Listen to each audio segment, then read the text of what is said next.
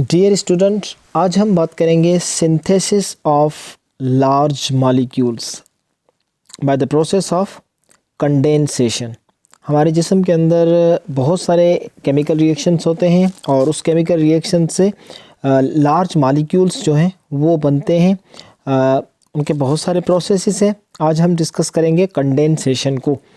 The molecule which form the structure and carry out activities of the cell are huge and highly organized molecule called macromolecules। अब जो molecules हमारे cell के अंदर होते हैं, जो हमारे सेल की स्ट्रक्चर को बनाते हैं और सेलुलर एक्टिविटीज़ हैं, यानी कि सेल के अंदर बहुत सारे केमिकल रिएक्शंस जो होते हैं उनको मैनेज करते हैं, वो एक तो तादाद में बहुत ज़्यादा होते हैं और दूसरे तो वो हाईली ऑर्गेनाइज्ड होते हैं। और ऐसे बड़े मॉलिक्यूल्स को जो है हाईली ऑर्गेनाइज्ड मॉलिक्यूल को मैक्रो मॉलिक्यूल कहा जाता है।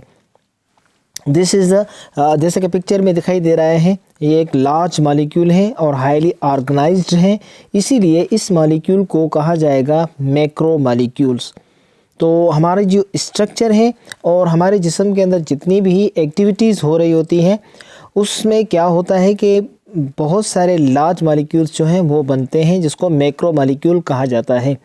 अगर आपने चैनल अभी तक सब्सक्राइब नहीं किया तो प्लीज़ चैनल को सब्सक्राइब कीजिए, बेल आइकन को दबाइए ताकि हर वीडियो का नोटिफिकेशन आप तक आ सके। हम डिस्कस कर रहे हैं मैक्रो मॉलिक्यूल्स को। Macro molecules are composed of large number of low molecular weight building blocks और सब यूनिट्स कॉल्ड मोनोमर्स। अब जो मैक्रो मॉलिक्यूल्स जो होते हैं, जो कि लार्ज मॉलिक्यूल होते हैं, वो किससे बनते हैं? वो बनते हैं स्मॉलर मॉलिक्यूलर वेट से, जिसको सब यूनिट कहा जाता है। यानी कि छोटे छोटे मॉलिक्यूल्स जो होते हैं वो मिलकर एक बहुत ही बड़ा मॉलिक्यूल्स बनाते हैं, जिसको मैक्रो मॉलिक्यूल कहा जाता है। और उनके जो सब यूनिट होते हैं, छोटे छोटे जो सब यूनिट, उनको मोनोमर्स कहा जाता है। जैसा कि पिक्चर में दिखाई दे रहा है, एक मोनोमर जो है, एक बीड्स का जो दाना है इतना होता है। अब वो एक मोनोमर्स जो है, दो मोनोमर्स, तीन मोनोमर्स, इस तरीके से एक मोनोमर्स की चेन होती है और एक से ज़्यादा मोनोमर्स की जब चेन होती है तो उसको पॉलीमर्स कहा जाता है। और जो पॉलीमर्स होते हैं ये क्या बनाते हैं? मैक्रो मॉलिक्यूल्स बनाते हैं। छोटे छोटे डॉट्स जो हैं वो मिलके एक बहुत बड़ी जंजीर बनाते हैं, एक चेन बनाते हैं। अब उस जंजीर का एक टुकड़े को जो है मोनोमर्स कहा जाएगा और उसकी चेन को पॉलीमर्स कहा जाएगा और उस मॉलिक्यूल को मैक्रो मॉलिक्यूल कहा जाएगा। मिसाल के तौर पे अमीनो एसिड। अमीनो एसिड क्या है? The macro molecules are called polymers. Poly का मतलब होता है मैनी और मर्स का मतलब होता है मॉलिक्यूल्स, यानी कि बहुत सारे मॉलिक्यूल्स मिलके एक मॉलिक्यूल की चेन होती है, जिसको प्रोटीन कहा जाता है। अब प्रोटीन जो है वो बने होते हैं अमीनो एसिड के। प्रोटीन एक लार्ज मॉलिक्यूल है, मैक्रो मॉलिक्यूल है, और प्रोटीन के जो सब यूनिट होते हैं वो अमीनो एसिड्स होते हैं।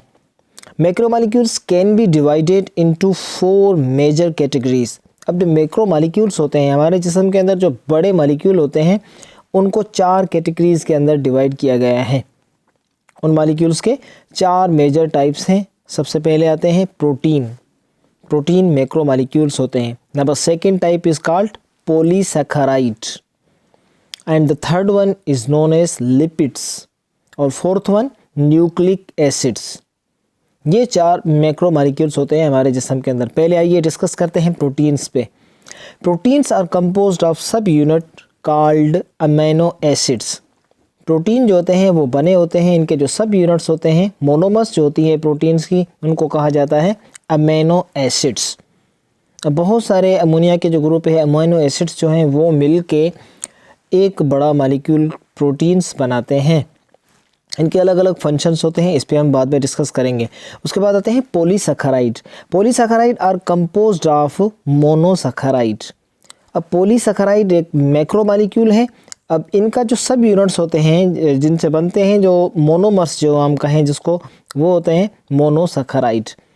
मोनोसैकेराइड्स जो हैं वो मिलके डाइसैकेराइड, फिर पॉलीसैकेराइड, इस तरीके से जो है वो पॉलीसैकेराइड जाके बनते हैं। उसके बाद fatty acid. Glycerol are fatty acid और glycerol are the sub unit of fats. अब फैटी एसिड और ग्लाइसरोल जो है ये बनते हैं किससे? फैट्स से। जो चर्बी होती है, फैट्स के जो मालिक्यूल होते हैं ये बहुत ज़्यादा जब बनते हैं, इनकी जो बड़ी चेन बनती है मैक्रो मालिक्यूल्स कहा जाता है फैटी एसिड को, ग्लाइसरोल को, और इनका सब यूनिट होता है fats. And the fourth one that is nucleotides. Nucleotides are the subunits of nucleic acid. Nucleotide जो कि डीएनए के अंदर होता है, और न्यूक्लियोटाइड का जो सब यूनिट्स होते हैं जिससे मिलकर ये बनते हैं उसको कहा जाता है न्यूक्लिक एसिड्स। यानी कि न्यूक्लिक एसिड के मालिक्यूल मिलकर न्यूक्लियोटाइड्स को बनाते हैं। Macromolecules are constructed. मैक्रोमोलिक्यूल्स जो हैं वो बने होते हैं, this one is the macromolecules. ये बड़ा मालिक्यूल जो होता है ये कैसे बनते हैं? From monomers by a process that resembles coupling rail cars onto a train. अब मैक्रोमोलिक्यूल्स जो हैं वो मोनोमर्स से बने होते हैं एज लाइक, जैसे कि जो रेलवे ट्रैक होती है, ट्रेन जो होती है उसकी इंजन होती है, इंजन के बाद जो उनके डब्बे होते हैं जितने ज़्यादा तादाद में होंगे उस हिसाब से ट्रेन जो है लंबी होती है। तो मैक्रोमोलिक्यूल्स भी इस तरीके से बने होते हैं। मैक्रोमोलिक्यूल्स मोनोमर्स जो होते हैं छोटे मॉलिक्यूल्स की एक बहुत ही लंबी चेन होती है, एज लाइक जो ट्रेन होती है उनकी इंजन होती है उसके साथ जो उनके डब्बे होते हैं, इस टाइप की जो है स्ट्रक्चर आप समझ सकते हैं, इसको कहा जाता है macromolecules. Two monomers join together when a hydroxyl group is removed from one monomers and hydrogen is removed from other monomers. Joining of two monomers is called condensation. अब दो मोनोमर्स जब आपस में मिलते हैं तो इन प्रोसेस को कहा जाता है कंडेंसेशन। अब मोनोमर्स जो होते हैं वो कैसे बनते हैं? जब दो मोनोमर्स होते हैं, hydroxyl group removed from one monomers and hydrogen is remove from other monomers.